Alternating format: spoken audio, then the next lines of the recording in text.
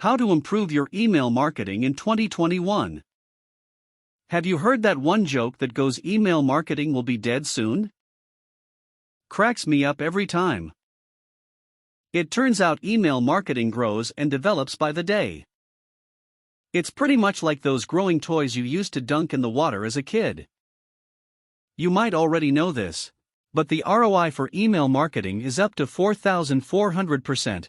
$44 for every single dollar you invest in a campaign. In other words, it'd be wise to bank on email marketing at this point. The bad news is, if you don't adapt your email marketing to 2021's endeavors, you'll be lost. And that's not about competition only, it's about money, baby. It's about having more people open your emails, but also read them from top to bottom, click your CTAs, share, and ultimately buy.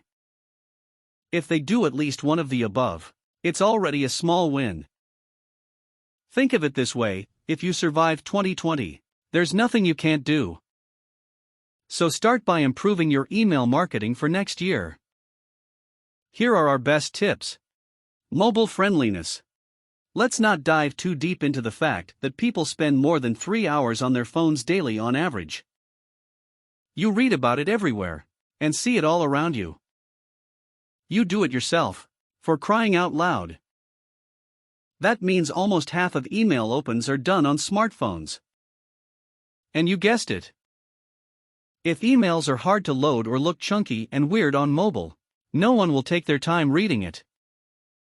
Nobody has time trying to decipher where things are supposed to be. You mean I've got to optimize even my emails now? Yes. But it's not that difficult, and it pays off big time. Mobile optimized templates are your salvation. They already come optimized for you, and all you need to do is make a few changes if you feel suitable. But it's important to pay attention to the following. Short and enticing subject lines are more likely to be opened. Want people to do an immediate double take and open your email instantly? Optimizing your email's preview pane, the section subscribers look at before opening an email and decide whether they should carry on reading. A simple adjustment could make a world of difference. In fact, the guys at the Aweber blog wrote that you could engage half of your subscribers more intelligently with a better preview pane. Use strong offers as headlines, a table of contents in case they want to jump to a certain topic, and of course, a visible and compelling CTA. Calls to action work better as large buttons that don't get lost within the template or the body text. Check it out. Avoid no-reply emails. Everybody has had a problem with no-reply emails in the past. Let's describe one. You desperately needed an urgent reply from a certain company. So you went to one of the recent emails they sent since it's the only email address available to you and asked your question. Days went by, and your faith was fading, until you realized that was a no-reply email address. You felt like ripping every hair out of your head, but at that point, you had already gone to someone else for assistance. You've lost your patience, and they've lost a customer. If you don't want the same thing happening to your business, you or a customer service representative better start personally replying to emails. As you've probably already felt on your skin, no-reply emails come across as negligent. They really do sound as if no one feels like replying to you, even though that's not the intention. The intention of no-reply emails is to save time and get more done in fewer hours, but most times, getting personal pays. It's much better to have a team member respond with a friendly reply than have a robotic answer followed by "don't reply to this email." Well, okay then. I'll go somewhere else with my business. Words you don't want to hear. Where'd your CTA go? This one ties strongly into mobile friendliness. To this day, CTAs are underused. Because they're so small, people often just put them wherever they feel like it and don't think about them too much. It turns out CTAs are magical words. They can make people decide to click or leave. That has to do with the words in the CTA, as well as button positioning.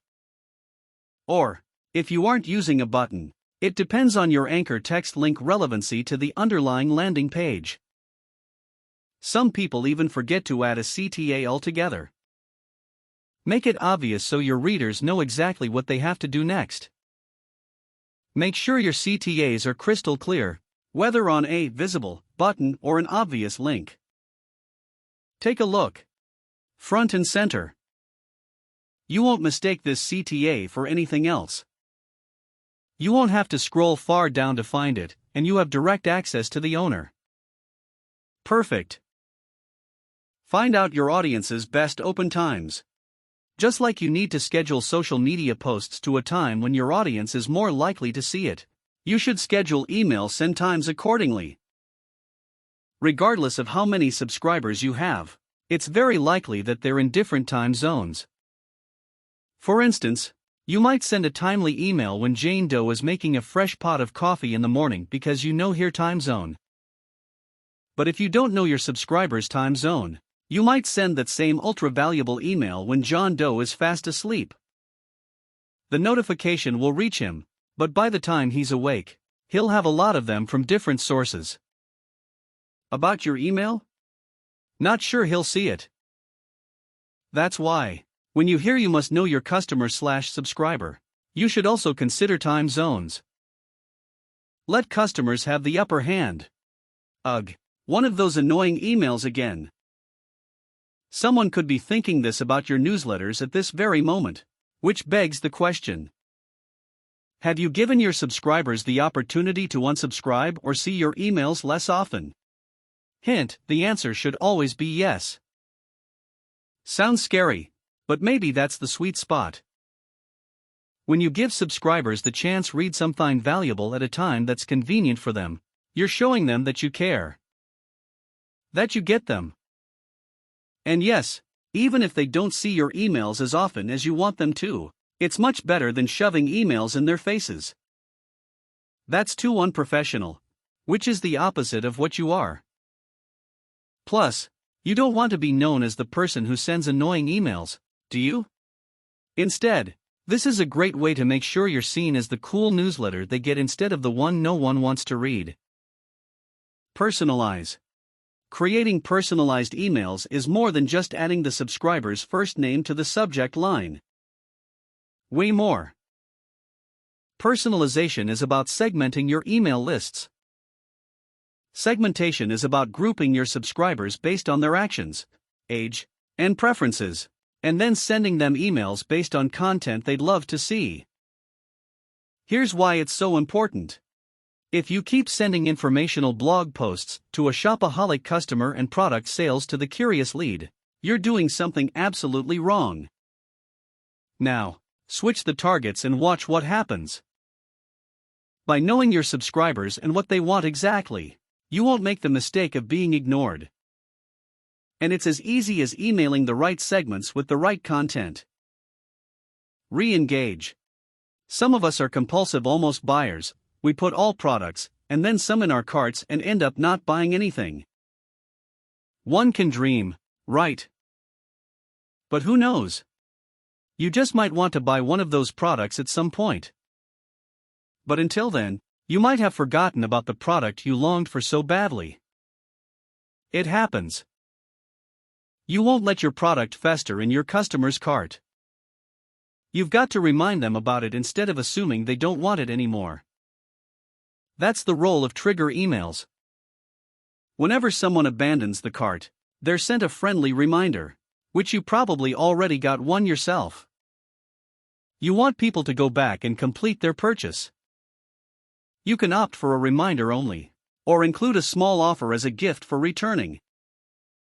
You can also try to re-engage subscribers who have been inactive for a while by sending them heartfelt emails like this one. Test. Remember the old guy who said I know that I know nothing? What he was really talking about was emails without A/B testing. Just kidding, but it's true, you'll never know if a campaign is successful unless you test it. A/B testing works well for headlines and CTAs. In email, though, You can and should test send times, different subject lines, templates, email copy, and even button positioning. Send different versions of the same email to a subscriber group and stick to the one that brings the highest open rates. You'll amaze yourself with what you can learn about your subs just by making a few changes here and there. The bottom line: email marketing is what will bring all the $2020 has taken from you. The tips above will take you one step further to profits. Because believe it or not, a lot of marketers simply write their emails, send them, and call it a day. You're not one of them. You want to grab 2021 by the throat and show who's boss.